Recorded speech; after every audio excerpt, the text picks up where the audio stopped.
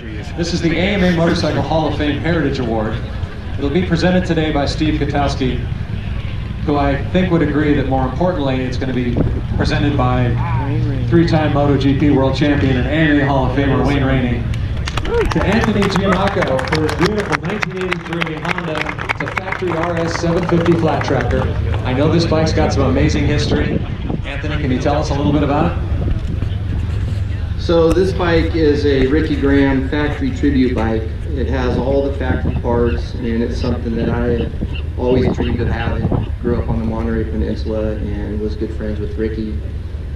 Watched him through his career, and as I got older, to be able to get something like this is something I could never imagine. So, and this is my first time here, having a great time. This is really, really better than I ever thought I would ever be able to do in my life. So, anyways, it's something that I've had for a couple years, and Ricky's dad's been involved in it. I got it from George Garvis, who was someone that was on the circuit racing and was able to get all the parts.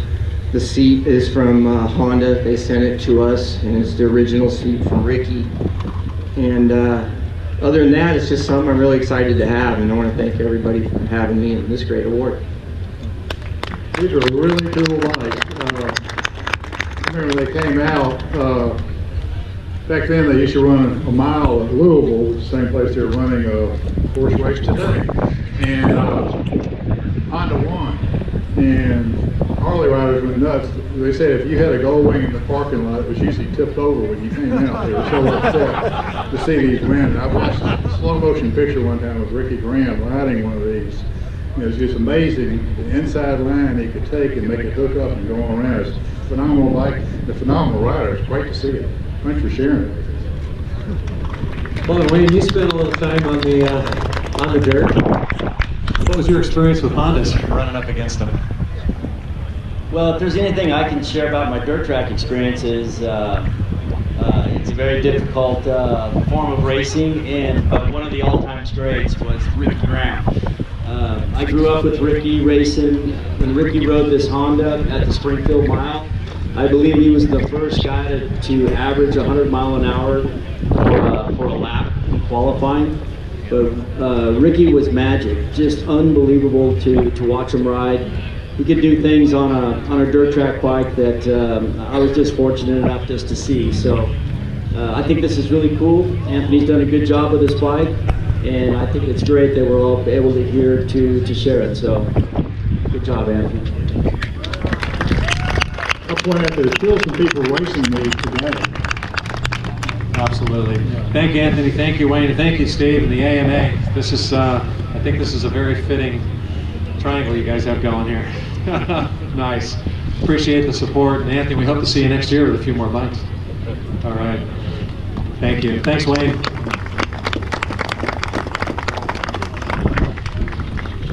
Thanks a lot.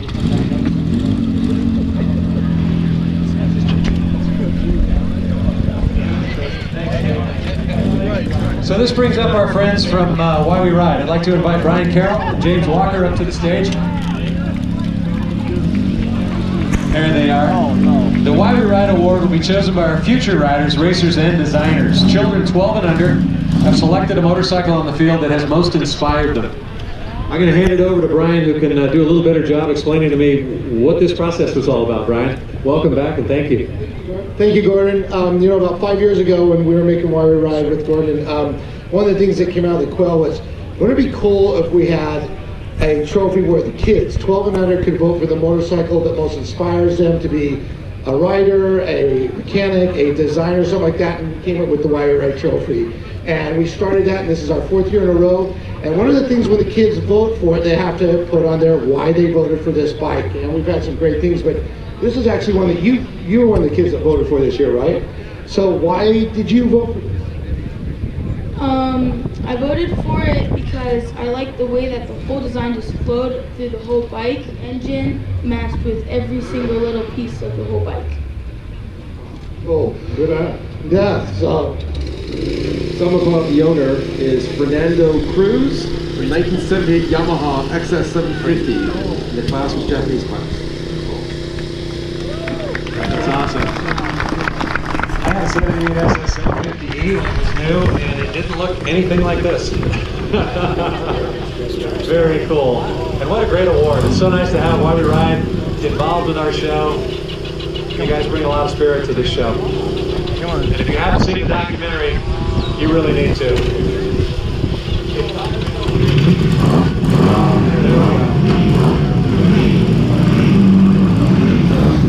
Thank you, Brian. Thank you, James. Thanks, Ethan. This brings up another special award. And that's our Significance in Racing Award. This is selected by Moto America. I know we just had Wayne up on the stage, but Wayne is the president of Moto America, and he has chosen this Britain V1000 for Virgil Ellings. Absolutely amazing motorcycle. Unbelievable. And Wayne, awfully game of you to invite Virgil back to the show and to get a great award here. You know, Moto America is doing something for the sport right now that I know we talked about it earlier, but we need to find new riders, and Wayne is doing an amazing job with his team, and I think it's heading in the right direction, Wayne. So here's the choice for the Significance in Racing, and Virgil, let's hear a little bit about this Britain. Well, it's 1 of 10. It's the last Britain. It never got raced, so it looks nice.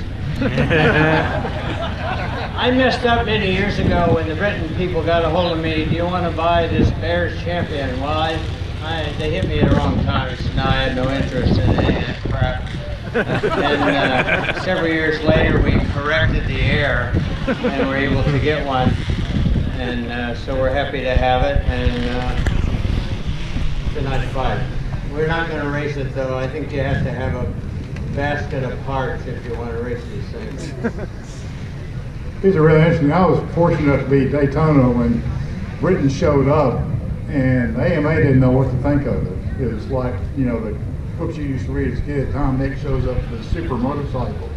They finally said, well, you can run it in the Battle of the Twins class. And so he went around, and that's when the Ducati 888 was the hot ticket and so forth. And he pretty much shamed them, his rider did, and coming around, he pulled a wheel stand, flashed a V sign at the crowd and passed them. And everybody else was trying to get underneath the paint of their bikes. It was probably the most humiliating experience for everybody else and all.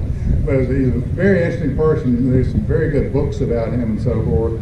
And there are very few of these made last year at Barber's, 2 years ago. They got all of them there. I think all but 9. And see them all lined up. Very impressive. And Virgil was good enough to bring his there too. But this is something you won't see on the corner. Thanks for sharing it with us. And great choice, Wayne. We got to keep road racing going. So way to go. Congratulations, Virgil. Thanks, Virgil. Thank you, Wayne.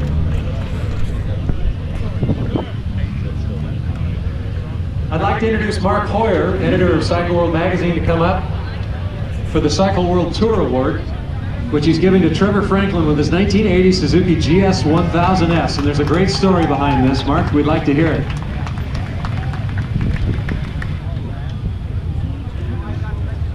So this is Trevor Franklin, and so every year we do a ride. We've been doing it a few years now. We have 50, 60 people. We do a breakfast ride this morning, the morning of the show, and we ride Pacific Grove, and we have a nice breakfast on the beach. Waves are crashing. It's a really great mix of bikes, very representative of what Cycle World is about, which is we ride everything. This bike was particularly inspiring. So this is Trevor Franklin. It's a 1980 Suzuki GS 1000S, like a West Cooley replica. He picked it up recently. It's got a bunch of really cool period parts. He said he had these Street Stroker shocks because he just always knew he was going to put them on a West Cooley. Because that's what I have, like a radiator cap that I'm going to get a car for later. That's sort of like this. Tell us a little bit about how you got it and also how you got here. Well, the bike, well, first off, I came here from Victoria, BC with some great buddies, Sean and Brian and Greg from Victoria. We had a great trip here. We rode in the rain to about 400 miles the first night. Didn't think we were going to make it actually, but the bike ran great. I got the bike because a friend of mine crashed a bike of mine. He paid me for it, and a guy had this bike sitting in his garage and offered it to me, and that's how I got the bike. Yeah. So we were inspired by the fact that he did a 400-mile day and a 500-mile day, rain, sleet, snow, whatever, got it here. It's beautiful and original and period parts, so we like to ride them. So that's he's our winner. Brilliant choice. Hey, nice one. Thanks, Mark, and thank you, Trevor. Congratulations. So this brings us up to a fun award, and you're all set, Trevor. You're good to go.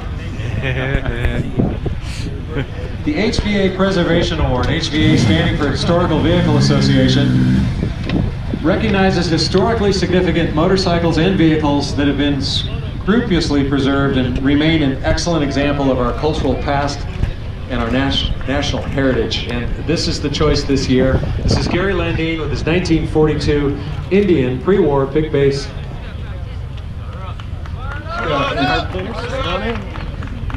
You gonna start it for us?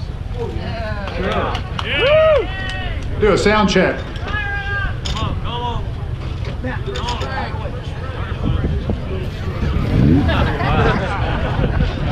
We heard it earlier. No, we went over this. It's pretty, it's a preservation of an evolving race bike, which race bikes start evolving the next day they're pulled out of the crate. People keep changing them. And this one, you can see all the period miles they did over the years as Ed Crest raced it and all. Ed Crest, many of them might have known, won the first Daytona. And so they made what you call a big base Scout, which was their version that they did to compete against Harley Davidson and so forth. Very nicely done. Just it's nice to see something like this. This Americana right here. Want to give it another whirl?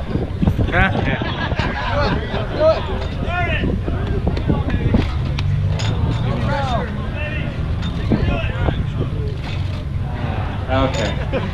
That was a valiant try. One more kick. That's good. We trust you. We know it runs. We know it runs. It's amazing. Thank you.